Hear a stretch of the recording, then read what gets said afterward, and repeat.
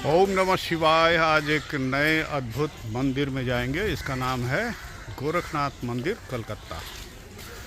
और चलिए आज दर्शन करते हैं। यहाँ पे विचित्र है, अद्भुत है और बहुत सारे मिस्ट्रीज़ हैं जो संपूर्ण जो है इसका पूरा परिक्रमा, पूरा दर्शन करने के बाद आप लोगों को बताते हैं। और ये अद्भुत क्यों है। शिव मंदिर मंदिर होता है, परंतु ये मंदिर अद्भुत क्यों है ये भी जानना आवश्यक है। चलिए द्वार के अंदर तो प्रवेश करते हैं और प्रवेश के साथ ही हम आज यहाँ पर ये इस प्रकार देख पा रहे हैं। अब यहाँ पे बताते चलें कि इस मंदिर को, इस शिव मंदिर को गोरखनाथ मंदिर कहा जाता है, जो शिव मंदिर है। और यहाँ पे अद्भुत क्या है, यहाँ पर अद्भुत जो है वो कपिल मुनि का यहाँ पर आगमन, मछलियों का समाधि देना और 500 वर्ष पुराना एक धूनी यानी हवन कुंड जो धधक रहा है या प्रज्वलित हुआ है और कई वर्षों से। इसके साथ साथ एक बहुत ही प्राचीन सरोवर भी है। और ये है, मैं आप लोगों को जो दिखा रहा हूँ, ये इस प्रकार से मंदिर का दृश्य है। ये अब बताते हैं कि मंदिर का जो महिमा है, ये इसके बारे में हमने जानकारी जो है पुजारी और साथ साथ उनके सेवक और जितने भी शैव धर्म के यहाँ पर रहने वाले गोरखनाथ जो धाम है उससे जुड़े, लेकिन स्थायी रूप में रहने वाले जितने भी आश्रम के सेवायत हैं उनसे जो मालूम किया, उससे हमें जो प्राप्त हुआ है उसी के मुताबिक आगे आप लोगों को बताते हैं। और ये मंदिर लगभग 500 वर्ष पुराना है और 500 वर्ष के साथ साथ ये अभिलेख जो है इसका अप्रमाणित है। कहीं कोई दस्तावेज या लिखित 500 वर्ष का है ये नहीं मिलता, परंतु कहा जाता है। इससे पहले कि इस मंदिर के बारे में हम कुछ भी कहें, पहले ये समझना महत्वपूर्ण है कि इस मंदिर को श्रद्धा का स्थान क्या बनाता है और इस मंदिर का आकर्षण के प्रमुख बिंदु क्या क्या चीज़ें हैं और इसके साथ जुड़े हुए प्राचीन किंवदंतियाँ वो क्या चीज़ है। और इसको बगैर जाने आगे प्रोसीड करना ये थोड़ा सा समझने में कठिन होगा। आइए, जो साबित भी करता है कि इसकी जो प्राचीनतम गाथा है, स्टोरी है, वो क्या है। आम जो लोग हैं जो यहाँ पे दर्शन करने आते हैं या जो इसको आश्चर्यजनक एक स्थान कहते हैं, वो क्यों कहते हैं ये आश्चर्यजनक और अद्भुत है, वो इस प्रकार बताएंगे ज़रूर। लेकिन उससे पहले आपको ये भी बता दें कि नाथ संप्रदाय का ये मंदिर है। और नाथ संप्रदाय क्या है, बाबा गोरखनाथ और बाबा मत्स्येंद्रनाथ कौन है और वे एक दूसरे से कैसे जुड़े हुए हैं। दोनों भगवान शिव और भैरव को समर्पित हैं। वे हठ योगी में विश्वास करते हैं। हठ योग वो करते थे और उसी का प्रैक्टिस करने के साथ साथ, अभ्यास के साथ साथ वो सनातन धर्म का प्रचार एवं प्रसार भी करते थे। और इसके साथ ही वो शिव जी को समर्पित थे। हमने गोरखनाथ मंदिर ट्रस्ट के बारे में जो प्रमुख हैं योगी आदित्यनाथ, उनके बारे में भी अब आगे चल करके बताएंगे। और वो इस ट्रस्ट के जो मुख्य पीठाधीश हैं या मठाधीश हैं और महंत कहे जाने वाले वो संत हैं। तो इसके अंदर जो अद्भुत होने वाला जो दृश्य मैं देख रहा हूँ, वहाँ पे यहाँ पर ये इस प्रकार है कि यहाँ पर एक धूनी है। ये है वो हवन कुंड जो धूनी कहते हैं। करीबन 500 वर्ष पुराना ये धूनी है। और वैसे ही इस आश्रम में बाबा जी ने बताया कि इस धूनी को बाबा गोरखनाथ जी ने प्रज्वलित किया था, जो इस स्थान पर आए थे। और तब से यह अग्नि ये जीवित है और आज तक भी बुझाया नहीं गया है। तो आइए देखते हैं। ये देखिए, ये है वो धूनी जो देखने में तो लग रहा है कि बिल्कुल इसमें अग्नि नहीं होगा, परंतु इसके नीचे अग्नि होता है। ये कभी बुझने वाला अग्नि नहीं है। ये देखिए, बस फ़र्क सिर्फ इतना हुआ है कि यहाँ पर इसको एक कुंड की तरह बना दिया गया है, परंतु ये पहले जो है खुले में हुआ करता था। अब इसके साथ ही ये देखिए, ये भी एक अद्भुत चीज़ है। अब ये पवित्र तालाब जो देख रहे हैं, इस तालाब में बड़े बड़े आकार के मछलियाँ हैं जो बिना किसी परेशानी से रहते हैं, और इनका जो आकार है बहुत ही ज़्यादा बड़ा हो जाता है। और इसका एक बड़ा महत्व है इस सरोवर का। और इस सरोवर का जो महत्व है वो इस प्रकार है कि यहाँ पर इन मछलियों को कभी भी पकड़ा नहीं जाता, और ये किसी भी प्रकार के काम के लिए नहीं लाए जाते हैं, जबकि बंगाल में मछली का सेवन किया जाता है। और इसमें श्रद्धा तो यही है कि ऐसा इसलिए है कि बाबा मत्स्येंद्र नाथ जी के से जुड़ा हुआ है, और ये इस वजह से एक स्पिरिचुअल इसके अंदर कनेक्शन मिलता है। और इसका जो स्पिरिचुअल कनेक्शन है वो बड़ा ही विचित्र है। तो आइए जानते हैं कि बाबा मत्स्येंद्र नाथ जी का जो कथा है उसको जाने बगैर इस तालाब का जो विशेषता है वो हम नहीं समझ पाएंगे। वो इस प्रकार है कि बाबा मत्स्येंद्र नाथ जो है, इनका जन्म एक बहुत ही अशुभ समय में हुआ था, जिस कारण से उनके पिता ने उन्हें एक सरोवर में फेंक दिया था, यह सोच करके कि ये जो है हमारे वंश का अनिष्ट कर सकता है। और उसके बाद इस नवजात बालक को एक मछली ने निगल लिया, और मछली के निगलने के बाद भी यह बच्चा मृत नहीं हुआ और ये जीवित रहा, और जीवित रह करके ये जो है बड़ा होने लगा। और तब कुछ दिनों में शिव जी तथा पार्वती ये जो है जल के अंदर समा करके ये ध्यान में बैठे, और वो क्या कर रहे थे, वो हठ योग कर रहे थे। और हठ योग जो है शिव जी सिखा रहे थे पार्वती जी को, और पार्वती जी इसको ध्यान से सीख रही थी और सुन भी रही थी। उसी समय बाबा मत्स्येंद्र नाथ जो मछली के पेट में थे वो भी इस हठ योग को सीख चुके थे। जिस प्रकार से पार्वती ने सीखा था उसी प्रकार से इन्होंने भी सीखा है। और इसी प्रकार से हठ योग के प्राप्त होने के बाद तब तक इसी मछली को किसी एक मछुआरे ने पकड़ लिया, और पकड़ने के बाद इस मछुआरे ने जब इस मछली का पेट को चीरा तो उसमें से यह बालक भीतर में प्राप्त हुआ। क्योंकि ये मछुआरे, इनकी पत्नी, इनको कोई संतान नहीं था, तो ये बड़े हर्षित हुए, उल्लासित हुए, और इन्होंने अपना संतान मानने से स्वीकार कर दिया। और उसके पश्चात इन्होंने अपना संतान को बड़ा किया। परंतु बाबा मत्स्येंद्र नाथ जो है ये स्थिर नहीं रह पाए, क्योंकि हठ योग इनके अंदर समा चुका था। और ये हठ योग को प्रचार करने के लिए इन्होंने एक ऐसा प्रकल्प उठाया कि ये घर से निकल गए और उसके बाद इस योग का प्रचार करने लगे। और उस तब से जो है इन्होंने, ये बाबा मत्स्येंद्र नाथ ही है जिन्होंने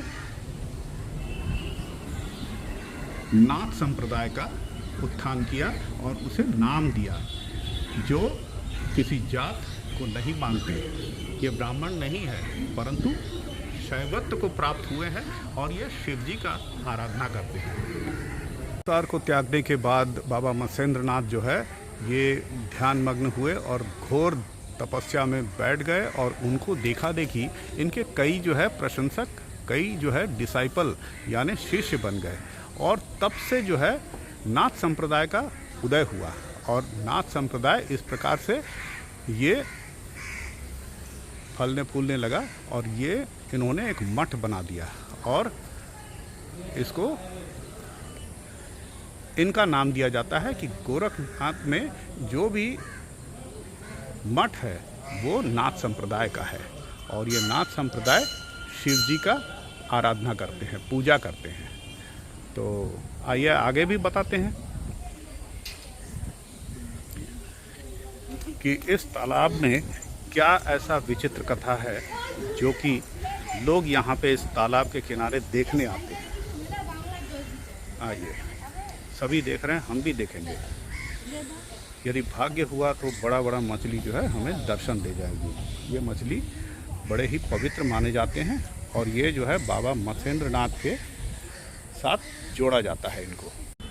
पानी के भीतर कई जगहों में आपको एक उबाल जैसा दिखाई देगा। ये है वो मछलियाँ जो इस सरोवर के भीतर में समाये हुए हैं। और ये विचित्र क्यों है? क्योंकि इनका आकार बहुत ही बड़ा है, क्योंकि इन्हें जो है कोई पकड़ता नहीं है, कोई डिस्टर्ब नहीं करता है। और यहाँ पर इसको जो है भोजन में खाने के लिए इस्तेमाल नहीं होता है, ना ही ये पकड़ के बिक्री होता है। तो ऐसा क्यों है? वो इसलिए है, यहाँ पे धार्मिक एक कथा है कि बाबा मत्स्येंद्र नाथ के साथ इनको जोड़ करके देखा जाता है। और इसे जो है हम इस वजह से भी देखते हैं कि यहाँ पर जितने भी विशालकाय मछली हैं इनको जो है नथ पहनाया जाता है, और वो नथ जो है सोने का नथ होता है। और इसी के साथ एक विचित्र बात और जोड़ा गया है। वो इस प्रकार है कि इस मठ के अंदर यहाँ पर कुछ एक ज़मीन है जहाँ पे जितने भी गुरुदेव हैं, बाबा जी हैं और सेवायत हैं, उनका मृत्यु होने के बाद मठ के एक तरफ ज़मीन है जहाँ पर समाधि लगाया जाता है, और उन समाधियों में इन मछलियों का भी समाधि दिया जाता है। कहते हैं कि ये भी बाबा मत्स्येंद्र नाथ के भक्त हैं। यहाँ पर देख सकते हैं 5 शिवलिंग है। 1 2 3 4 5 शिवलिंग है। ओम नमः शिवाय। यहाँ पे ये जो 5 शिवलिंग है इसे जो है पंचलिंगेश्वर भी कहा जाता है, जो कि ये पंचशिव यहाँ तत्व है। और इसी प्रकार से यहाँ पे कभी किसी समय शिव जी जो है बिल्कुल खुले में रहते थे। उसके बाद ये तकरीबन 500 वर्ष पहले इस मंदिर को बनाया गया है। जैसे कि ये मंदिर बनाया गया है, इसका ढांचा, मंदिर यानी दीवारें बना दी गई, छत बना दिया गया और ये मंदिर नुमा ये तैयार हो गया। और ये कंस्ट्रक्शन बिल्कुल प्रतीत होता है कि उसी समय का कंस्ट्रक्शन है जो बंगाल में हुआ करता है। और इसके साथ यहाँ पर ये देख सकते हैं, यहाँ पर लिखा हुआ है योगाचार्य 108 श्री गुरु गोरखनाथ जी। और इसी से ये है वो आश्रम का मुख्य स्थान जहाँ पे गुरुदेव विराजमान है। और इसी के साथ ही भक्तगण जो है शिव जी का आराधना करते हैं। और शिव जी के साथ साथ यहाँ पर एक देखिए, आपको बताता हूँ, ये है भैरव। शिव जी के साथ साथ हठ योग जो भी करते हैं वो जो है शिव जी के साथ उनका पूरा परिवार यानी पार्वती, योगिनी और सती तथा 64 योगिनी सबके साथ इन्होंने काल भैरव का भी अर्चना किया है, उनकी भी भक्ति किया जाता है। ये है, देख सकते हैं, काल भैरव का, जो कोतवाल हमारे वाराणसी में दिखाई देता है वैसा ही यहाँ पर भी है। यहाँ पर आदिशक्ति महायोगिनी काली माता को दिखाया गया है। यहाँ पे ये विग्रह है और ये बड़े प्राचीन विग्रह हैं, जो बताया जाता है कि 500 वर्ष से भी पुराना ये विग्रह है। यहाँ पे हनुमान जी दिखाए बैठे हुए हैं, ये इस प्रकार देख रहे हैं। जय बजरंगबली। ओम हम हनुमंते नमः। ओम। शिव जी का वो प्राचीन मंदिर, और मंदिर तो नहीं कह सकते हैं, वो जो स्थान है, इसके साथ साथ श्री राम का ये दूसरा प्रतिमा है जो कि यहाँ पे स्थापित किया गया था। ये जो है श्री राम जी को देख रहे हैं, इनका स्थापना, यह भी शिला जो है ये बहुत प्राचीन, और इसे जो है यहाँ पर लाया गया था। इसकी आकृति, कलाकृति को देखते हुए समझ में आता है कि ये जो है बहुत ही प्राचीन मूर्ति है। यहाँ पर देख सकते हैं कपिल मुनि जी, उनको बैठे हुए आप विराजमान हैं, देख सकते हैं। और कपिल मुनि जी के साथ ही बैठे हुए भैरव जी और उनके साथ साथ उनके जितने भी राजा प्रजा वो हैं, और उसके साथ मतलब ये जितने भी शिव भक्त हैं उस समय के ये वही हैं, और इसके साथ ही श्री राम, सीता और लक्ष्मण इनको दिखाया गया है। बताया तो यह भी जाता है कि कपिल मुनि जो है वो गंगा सागर की यात्रा में निकले थे, और यहाँ पर इस स्थान में ये है वो स्थान जिसे मंदिर जैसा बना दिया गया है। यहाँ पे उन्होंने विश्राम किया था, और उनका जो विश्राम का स्थान है वो है यह नीम का पेड़। और ये नीम का पेड़ बताया जाता है कि बहुत ही प्राचीन है, और आज भी ये हरा भरा है, बिल्कुल खड़ा है ऊंचा लंबे कद में। और ये देख सकते हैं, कोई बता नहीं सकता है कि इतना प्राचीन यह नीम का पेड़ आज भी बिल्कुल स्वस्थ है। और इसी के साथ ही कपिल मुनि जो है यहाँ पर जल के भीतर अपना तप किए थे, और यहाँ से उसके बाद आगे को प्रस्थान किए थे गंगा सागर के लिए। और ये गंगा सागर का यात्रा कपिल मुनि जी का यहाँ पे बताया जाता है। ये बताता हूँ कि देखिए ये हठ योगी यहाँ पे जो सेवायत हैं या भक्तगण है जो हठ योग करते हैं, वो इस प्रकार यहाँ पे साधु बाबा जी जो है वो इस प्रक्रिया को कर रहे हैं। ये देख सकते हैं, इनके उम्र को देखिए और इनके शरीर के गठन को देखिए, ये बिल्कुल स्वस्थ हैं। ये भी बता दें कि ये सिर्फ मंदिर ही नहीं है बल्कि एक मठ है, और मठ के साथ साथ होने के साथ साथ ये जो है एक आश्रम भी है। और इस आश्रम में जो है बड़े तादाद में श्रद्धालु और सेवायत और भक्तगण ये सभी यहाँ पे रहते भी हैं। ये वो स्थान है, ये उन जगहों में ये रहते हैं। ये इस प्रकार आप व्यवस्था देख सकते हैं, ये आज भी वैसा ही है, अछूता है। और इसको चलाने के लिए जो धनराशि है वो जो है गोरखनाथ टेम्पल ट्रस्ट के द्वारा ही किया जाता है, और वहाँ से धनराशि भी बताया जाता है कि देते हैं। ये देख सकते हैं किस मुद्रा में और किस तरीके से इन्होंने पोज लगाया है, और इस उम्र में, इस अवस्था में भी आज भी ये बिल्कुल एकदम सक्रिय है। देखिए ज़मीन से उठ गया है। इसे कहते हैं हठ योग, और योगी जो है वो कुछ भी कर सकते हैं। 500 वर्ष की जो महिमा है वो कुछ इस प्रकार यहाँ पर आप देख सकते हैं। जो प्राचीन मंदिर है, जो प्राचीन स्थान है, जो कि खुले में था बिल्कुल, और उसको जो है रिनोवेट किया गया है, कंस्ट्रक्शन किया गया है, रिकंस्ट्रक्शन किया गया है। उसके बावजूद भी यहाँ पर एक विचित्र चीज़ देखा गया है कि यहाँ पे हमेशा क्रैक्स बने रहते हैं, और ये दोबारा इसका मरम्मत करना पड़ता है। ये देख सकते हैं, ये जो छत देख रहे हैं ये पहले नहीं था, ये उस समय नहीं था, ये अब बनाया गया है।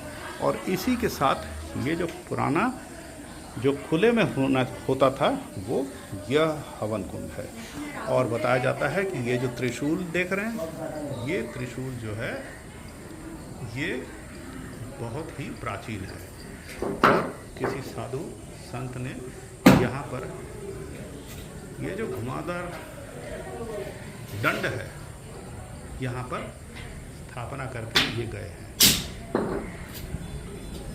धूनी को लगाने का प्रक्रिया शुरू हो गया है, और कथा कथन और शास्त्र जो है उसका उच्चारण होगा। और जो है ये देख रहे हैं, ये इसके अंदर जो है इसके साथ डाल देने से दोबारा प्रज्वलित हो जाएगा। नाथ मठ के जितने भी साधु संत महात्मा महंत वो हैं, उनका चित्र यहाँ पे लगाया गया है। और ये इस प्रकार देख रहे हैं। आइए आगे चलते हैं, और ये इस प्रकार देखिए।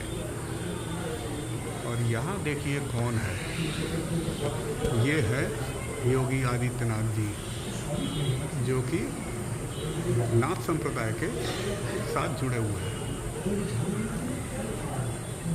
ये है उनके उस अवस्था में जब वो कम उम्र के थे, परंतु नाथ संप्रदाय को उन्होंने ग्रहण कर लिया था। संपूर्ण दृश्य कुछ इस तरीके का है। यहाँ पे योगी आदित्यनाथ को उनको बहुत ही बाल अवस्था में देखा जा सकता है जब वो नाथ संप्रदाय को ग्रहण कर रहे हैं। ये देखिए, ये इस प्रकार है।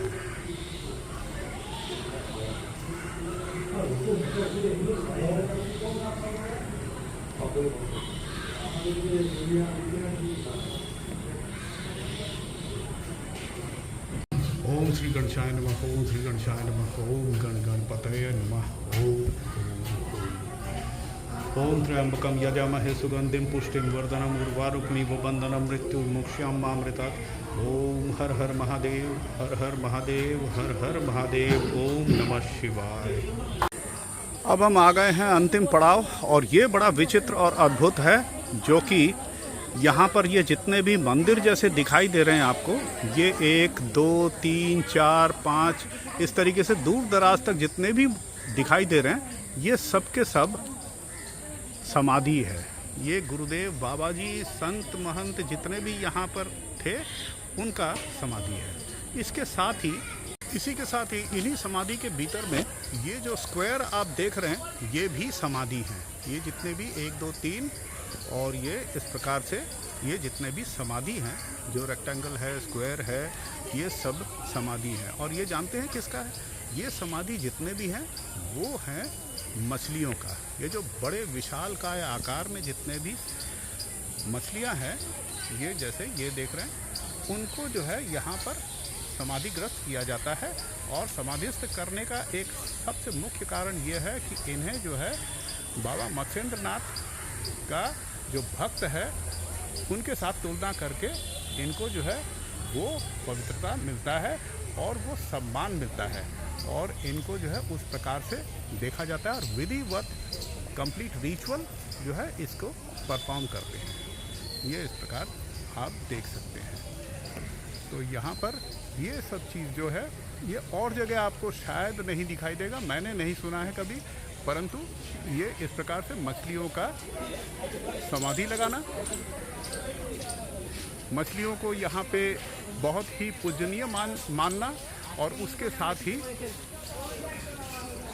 बाबा मत्स्येंद्रनाथ या मीननाथ जो नाथ संप्रदाय के हैं, उनके साथ जोड़े रखना, और कपिल मुनि का यहाँ पर आना, और इसके साथ ही बाबा गोरखनाथ जी का यहाँ पर आगमन, कपिल मुनि का आगमन, ये सब कुछ मिला करके इस मंदिर को पवित्र करता है। और इसके पीछे जो गाथा है, ये संपूर्ण जो है स्थापित होता है, जो कि पुराणों में भी दिखाई देता है, हमारे ग्रंथों में भी है, और कई जगह पढ़ने को भी मिल जाता है।